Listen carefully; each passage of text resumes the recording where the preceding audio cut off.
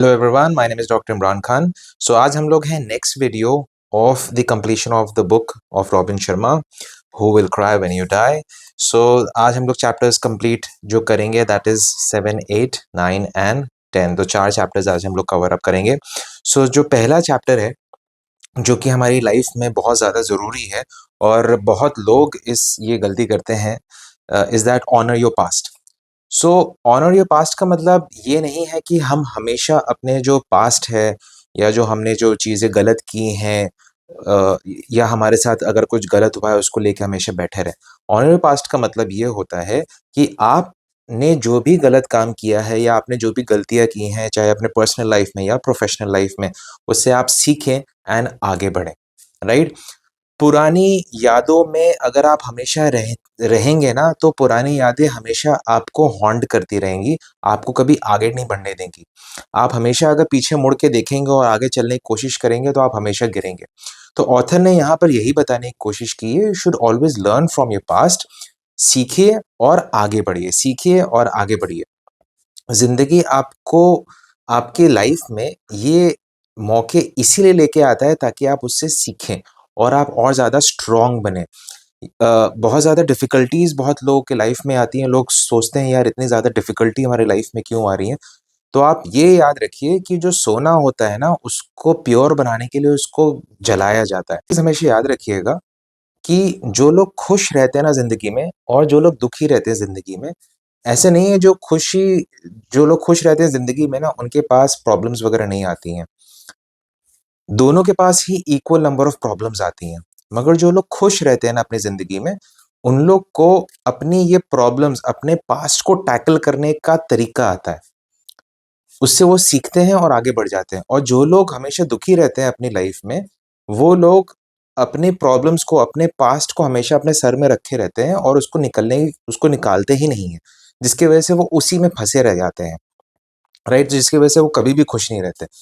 तो हमेशा अपने पास्ट को पीछे रख के आगे बढ़ना चाहिए, राइट? फिर उसके बाद ऑथर ने यहाँ पर ये बताया है कि those who take more chances, obviously those who take more chances, उनके फेलियर के चांसेस ज़्यादा होंगे एज़ कंपेयर टू पीपल जो चांस नहीं लेते हैं।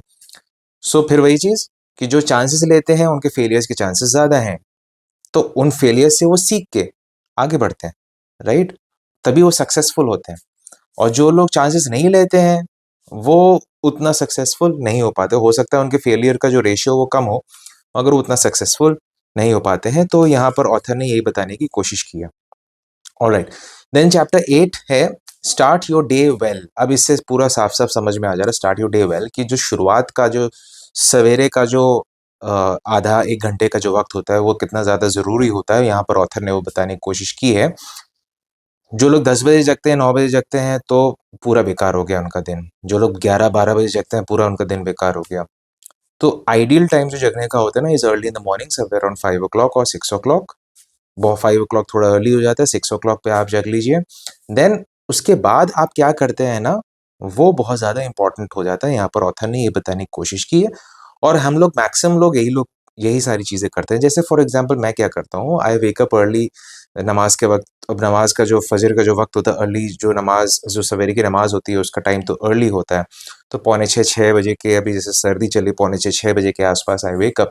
देन उसके बाद नमाज़ पढ़ते हैं एंड देन उसके बाद फिर थोड़े से तिलावत हो जाती है कुरान शरीफ की एंड देन उसके बाद थोड़ा-सा वॉक वग़ैरह हो जाता है। और फिर कोई एक अभी ये आदत तो मैं डेवलप नहीं कर पाया to read certain pages of a book. बाकी सारी आदतें अभी धीमे-धीमे क्रीप इन कर रही हैं।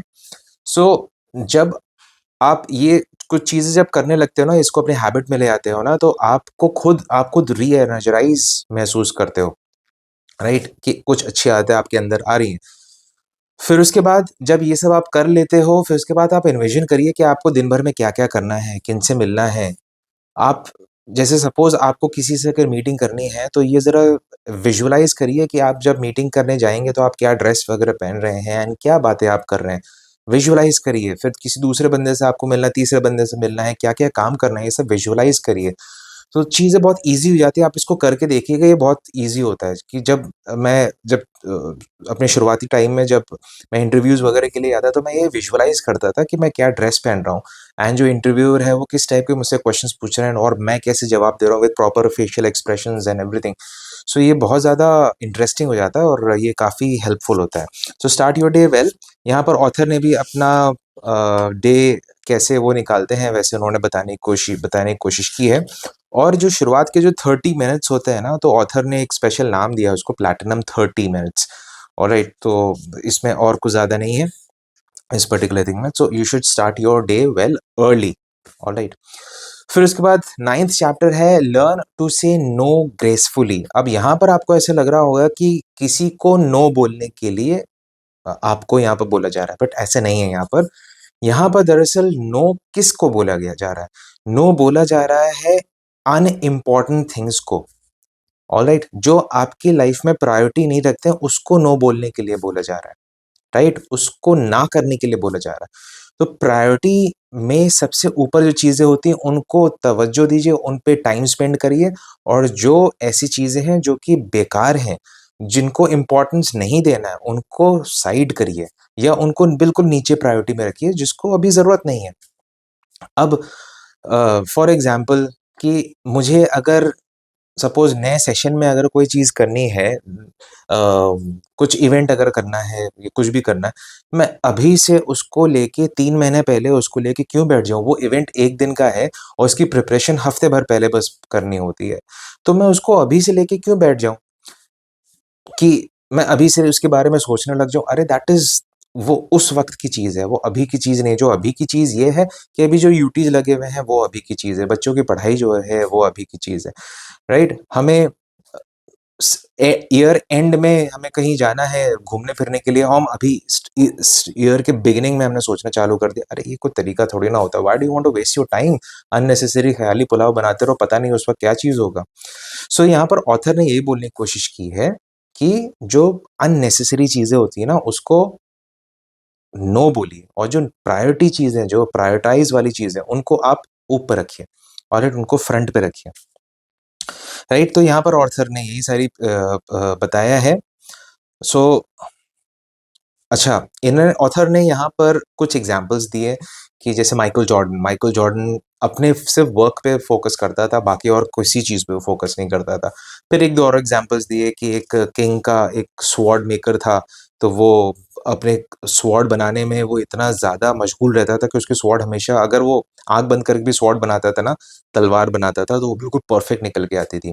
क्योंकि उससे पूछा गया ऐसे कैसे कर सकते हो? तो उसने बोला कि मैं सिर्फ़ अपने तलवार बनाने पे फ़ोकस करता हूँ, बाकी और किसी चीज़ में मैं फ़ोकस नहीं करता। तो यही चीज़, अनइम्पोर्टेंट चीज़ों को साइड करिए, इम्पोर्टेंट चीज़ों पे ध्यान दीजिए। इम्पोर्टेंट चीज़ों पे जब आप ध्यान दोगे, आपका दिमाग टेंशन फ्री रहेगा और फ़ोकस्ड रहेगा बहुत ज़्यादा। राइट? फिर उसके बाद लास्ट है 10th जो चैप्टर है, that is take a weekly sabbatical.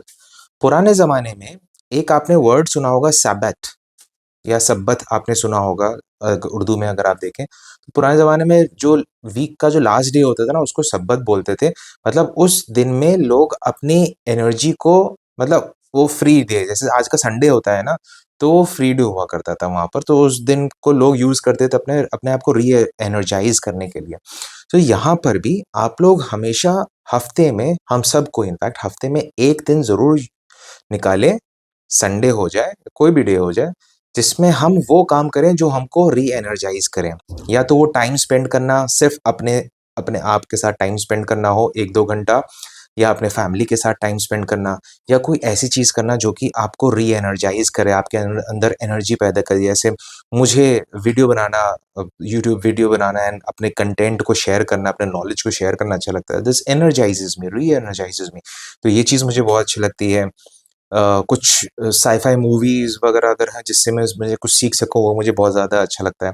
तो ऐसी चीज़ें जिससे आप रिवाइटलाइज़ हो सकें, री-एनर्जाइज़ हो सकें, वैसी चीज़ें करनी चाहिए। थोड़ा 1 हफ्ते में 1 वक़्त ज़रूर ऐसा निकालना चाहिए, 1-2 घंटा, 3 घंटा आपको ऐसे ज़रूर निकालना चाहिए हफ्ते में, जो आपको री-एनर्जाइज़ कर सके।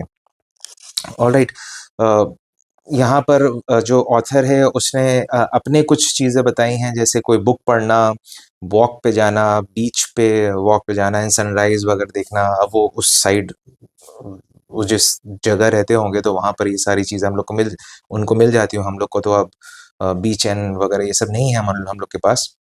सो एक बोलने का मकसद ये है कि हफ्ते में 1 दिन ऐसा ज़रूर निकालें जिसमें आप अपने आप को री-एनर्जाइज़ कर सकें, ऐसे काम करें जो आपको री-एनर्जाइज़ कर सकें। अब लेटली लार्सन एंड टूब्रो के जो चेयरमैन थे उन्होंने बोला कि 7 डेज़ वर्क करना चाहिए। देखिए वो सब ख़याली चीज़ें होती हैं, वो अननेसेसरी चीज़ें होती हैं, जस्ट लाइमलाइट में आने के लिए फालतू की चीज़ें लोग बोलते हैं। ऐसा कभी भी नहीं होता। People can not work 7 days. Alright 90 hours जिन्होंने बोला था, पीपल कैन नॉट वर्क, नहीं कर सकते हैं वो। You everyone needs certain time to reenergize. देखिए, जो लोग मैनेजमेंट पे पहुँच जाते हैं ना, उनको सिर्फ़ ऑब्ज़र्व करना पड़ता है, इसलिए उनको चीज़ें थोड़ी-सी ईज़ी लगने लगती है, उनको टाइम का ऐसा कुछ बाउंडेशन नहीं होता उनके लिए। बट जो लोग काम कर रहे होते हैं ना, उनको महसूस हो रहा है बिकॉज़ दे आर वर्किंग। और जो जो एडमिनिस्ट्रेशन में होते हैं ना, जो मैनेजमेंट में होते हैं, वो सिर्फ़ ऑब्ज़र्व कर रहे थे, तो ऑब्ज़र्वेशन में आपका ज़्यादा प्रॉब्लम नहीं आ रही होती है। तो उन्होंने जो बोला वो उनकी अपनी थॉट थी, बट मुझे ऐसा नहीं लगता एंड बहुत सारे ऐसे लोग हैं जो मेरे साथ इस बात से इत्तेफ़ाक रखते होंगे। तो ये 4 चैप्टर्स थे। आप इन चैप्टर्स को जो जैसे मैंने बताया था प्रीवियस टर्न पे भी, इनको सुनिए, इनको अपने लाइफ़ में इनकलकेट करने की कोशिश करिए। सिर्फ़ सुनने के लिए मत वीडियोज़ देखिए, इनको अपनी लाइफ़ में इनकलकेट करिए। मैं इनमें से बहुत सारी चीज़ें अपनी लाइफ़ में इनकलकेट कर रहा हूँ, जिससे मुझे काफ़ी बेनिफिट मिल रहा है, तो हो सकता है आपको भी ज़रूर बेनिफिट मिले इन सारी चीज़ों से। So keep changing yourself. कुछ भी खराब चीज़ें हैं उनको एडिट करिए, अच्छी चीज़ें जो आपको सीखने को मिल रही हैं आप उनको अपने लाइफ में लेके आइए एंड अपने साथ-साथ दूसरे जो आपसे लोग जो जुड़े हुए हैं उनकी लाइफ भी और ब्यूटीफुल बनाइए। So till then take care, bye bye.